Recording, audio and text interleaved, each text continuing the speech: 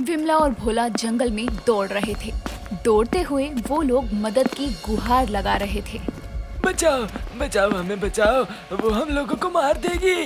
कोई है, हमारी मदद करो। विमला और भोला भाग रहे थे कि तभी वो भागते भागते हवा में उड़ जाते हैं।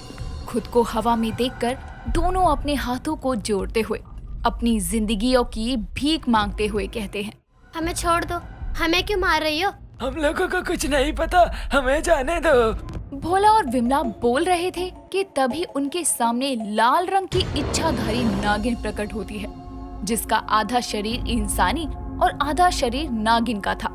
उसकी आंखें लाल रंग और गोरा शरीर था।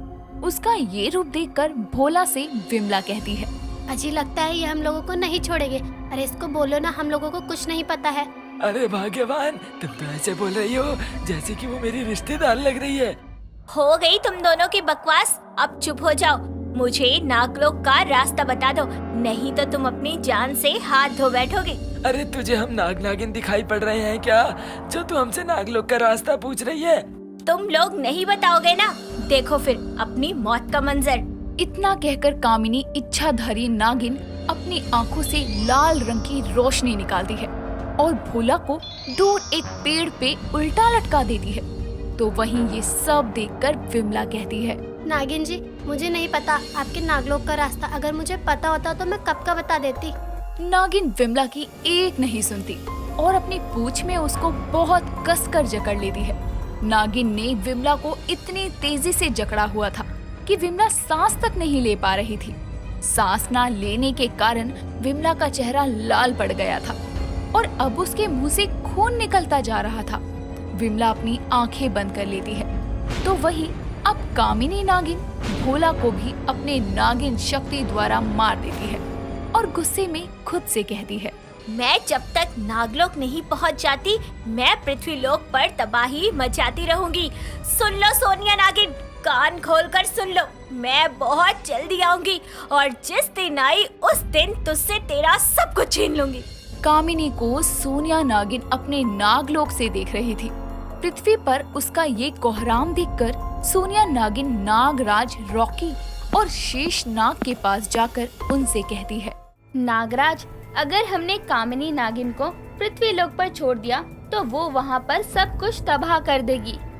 लेकिन नागिन सोनिया, अगर हम कामिनी को नागलोक लेकर आते हैं तो उसका नागमणि के प्रति लालच और भी बढ़ जाएगा। और तुम तो जानती हो, यदि उसके हाथ अगर नागमणि आ गई तो वो नागलोक के साथ साथ सभी लोग को अपनी मुट्ठी में करने की सोचेगी। नागराज रॉकी, आप कामिनी को नागलोक बुला लो, उसको नागलोक आने का रास्ता दिखा दो। लेकिन उसका लालच तो आप जानती ही है ना शेष नागिन। हाँ, मैं उसका लालच जानती हूँ। आने दो उसे यहाँ, हम उसे देख लेंगे। ठीक है शेष नागिन जी। कामिनी नागिन अपने नागिन रूप में आकर पृथ्वी लोक पर तबाहियां मचा रही थी कि तभी कामिनी नागिन को एक चमकती हुई नीले रंग की रोशनी दिखाई देती है। उस रोशनी को देखकर कामिनी नागिन हंसते हुए कहती है, क्यों नागराज, डर गया मुझसे, जो तूने खुद ब खुद मेरे लिए नागलोक का रास्ता खोल दिया। कामिनी नागिन की बात सुनकर नागराज नागलोक से कहते हैं, कामिनी नागिन, तुमने पृथ्वी लोक पर बहुत ही आतंक मचाया हुआ है और ये आतंक पृथ्वीवासियों के लिए बहुत ही नुकसानदायक हो सकता है। इसीलिए हम सभी नाग नागिनों ने आपस में विचार किया है कि तुम यहाँ नागलोक में आओ। आ रही है कामिनी नागिन। नागिन अब नागलोक के द्वार पर पहुँचती है तो नागलोक का द्वार खुल जाता है और जैसे ही द्वार खुलता है वैसे ही नागिन नागलोक में प्रवेश करती है और सभी नाग नागिनों के सामने अपने रूप में आकर कहती है, नागिन कामिनी आ गई है। देख लो नागलोक के वासियों, कामिनी वापिस आ गई है। कामिनी नागिन, हमने तुम्हें यहाँ इसलिए नहीं बुलाया ताकि तुम यहाँ पर आकर एक बार फिर अपना लालच दिखाओ, बल्कि इसलिए बुलाया है ताकि तुम यहाँ पर रहकर अपना पश्चाताप कर सको। पश्चाताप? कैसा पश्चाताप शेष नागिन? भूलो मत, तुमने अपने लालच में हमारे और नागलोक के साथ क्या किया था। कामिनी नागिन और सोनिया नागिन दोनों ही सगी बहनें थी, लेकिन शेष नागिन अपनी सारी चीजें सिर्फ सोनिया नागिन को बताती थी। यहाँ तक कि नागमणि कहाँ है ये भी। इस बात से अनजान कामिनी नागिन एक बार शेष नागिन के पास जा रही थी कि तभी वो शेष नागिन और सोनिया नागिन को बात करता सुनती है। नागिन सोनिया, मैंने तुम्हें आज बता दिया कि आखिर नागमणि कहाँ है, क्योंकि मैं चाहती हूँ कि मेरे बाद इस नागमणि की रक्षा तुम करो। आप बेफिक्र रहिए शेष नागिन, मैं नागमणि का बहुत ही अच्छे से ख्याल रखूंगी। उनकी बातें सुनकर कामिनी नागिन खुद से कहती है, अरे वाह, ये राज तो सिर्फ मेरी बहन को पता है कि नाग नागिनों की नागमणि कहाँ रखी है। मैं इस मौके को अपने हाथ से जाने नहीं दूंगी, क्योंकि अगर एक बार नागमणि मेरे हाथ लग गई तो मैं इस नागलोक की शेष नागिन बन जाऊंगी और यहाँ फिर सबको मेरी आज्ञा का पालन करना पड़ेगा। कामिनी नागिन को कोई देख पाता इससे पहले कामिनी नागिन अपने नागिन रूप में आती है और तुरंत वहाँ से भाग निकलती है। कुछ समय बाद कामिनी नागिन सोनिया नागिन के कमरे में सोनिया नागिन का इंतजार कर रही थी। जैसे ही सोनिया अपने कमरे में जाती है, वैसे ही वो वहाँ पर कामिनी नागिन को देखकर कहती है, अरे बहन, तुम क्या हुआ? तुम इतनी रात को मेरे कक्ष में क्या कर रही हो? बहन, मैं तुम्हारे कक्ष में हूँ। इसका मतलब ये हुआ कि मैं तुमसे कुछ जरूरी बात करने आई हूँ, इसीलिए मैं यहाँ तुम्हारा इंतजार कर रही हूँ। हाँ बहन, बोलो, क्या बात करनी है तुमको? बहन, मुझे अच्छे से पता है कि तुझे सारी बात पता है कि नागमणि कहाँ है और किस हाल में रखी गई है, इसीलिए मैं चाहती हूँ कि तू मुझे सब कुछ बता दे ताकि मैं नागमणि ले सकूं। कामिनी नागिन, तुम्हारे मन में मुझे चोर दिखाई दे रहा है और इसलिए मैं नागमणि का रहस्य तुम्हें कभी भी नहीं बताऊंगी कि आखिर नागमणि कहाँ रखी है, क्योंकि तुम्हारा लालच मुझे दिखाई दे रहा है। और याद रखना कामिनी बहन, ये नागमणि को पाने का लालच तुम्हें ले डूबेगा। उस शेष नागिन के साथ रहकर अच्छी अच्छी बातें करने लगी हो, लेकिन मुझसे ये नाटक नहीं हो पाता, इसीलिए वो नागमणि मैं हासिल करके रहूंगी।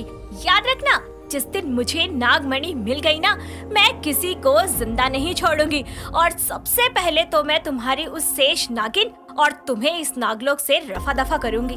उसके बाद नागराज रॉकी कक्ष के बाहर से सुन लेता है, जो सोनिया नागिन से कुछ बात करने आया था।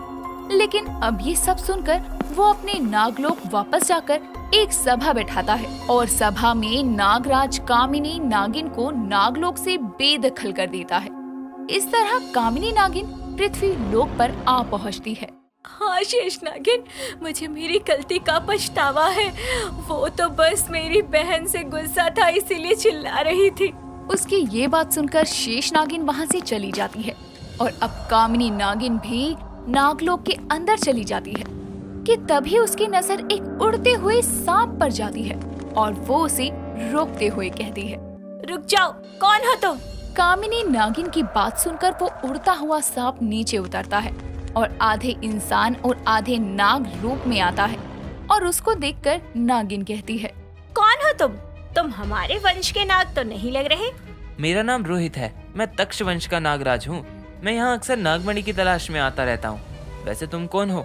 लगता है तुम्हें भी नागमणि का लालच है, क्योंकि मुझे ऐसे कोई देख नहीं सकता सिवाय शेष नागिन और उस इंसान के जिसको नागमणि का लालच हो। और जहाँ तक मैं जानता हूँ कि तुम शेष नागिन नहीं हो। हाँ, मैं शेष नागिन नहीं हूँ, लेकिन मुझे नागमणि का लालच जरूर है। जहर को जहर काटता है, ठीक उसी तरह दुश्मन का दुश्मन दोस्त होता है। तुम भी नागमणि चाहती हो और मैं भी। तुम नागमणि लाने में मेरी मदद करो और मैं तुम्हें अपने लोक और इस लोक की रानी घोषित कर दूंगा। कामिनी नागिन को रानी बनने का लालच आ जाता है और वो दूसरे वंश के नागराज रोहित से कहती है, सांप का काटा पानी भी नहीं मांगता, ये कहावत तो सुनी है ना तुमने? हाँ सुनी है।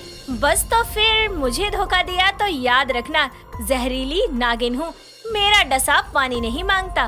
वो दोनों आपस में बातें कर ही रहे थे कि तभी वहाँ पर शेष नागिन और नागराज रॉकी आते हैं और उन दोनों को प्लानिंग करता हुआ देखकर शेष नागिन को बहुत क्रोध आता है और वो अपने सैनिकों से कहती है, मेरे सभी नाग सिपाहियों को मैं आदेश देती हूँ कि इन दोनों को हमारे दरबार में पकड़कर लाया जाए। शेष नागिन के इतना कहते ही सभी नाग सिपाही उनको पकड़ने के लिए आगे आ ही रहे थे कि तभी रोहित, जो कि तक्ष वंश का नागराज था, वो पूरी तरह से नाग बनता है और आसमान में उड़ जाता है, लेकिन वहाँ फंस जाती है तो बेचारी कामिनी नागिन और इस तरह उसको दरबार में पेश किया जाता है। शेष नागिन अपनी शक्तियों से लाल दरवाजे को खोलती है और कामिनी को उस लाल दरवाजे के पीछे फेंक देती है और वो दरवाजा बंद कर देती है। दरवाजा बंद होने के साथ ही कामिनी उस दरवाजे के पीछे से बोलती है, मैं वापस आऊंगी शेष नागिन और अपना बदला जरूर लूंगी। इस तरह कामिनी नागिन का अंत हो जाता है। अब नागलोक में कभी कोई लालची नाग या नागिन नहीं बना और ना ही अब नागलोक में किसी का खतरा था। नागलोक को ही नहीं बल्कि पृथ्वी लोक को भी अब कोई खतरा नहीं था।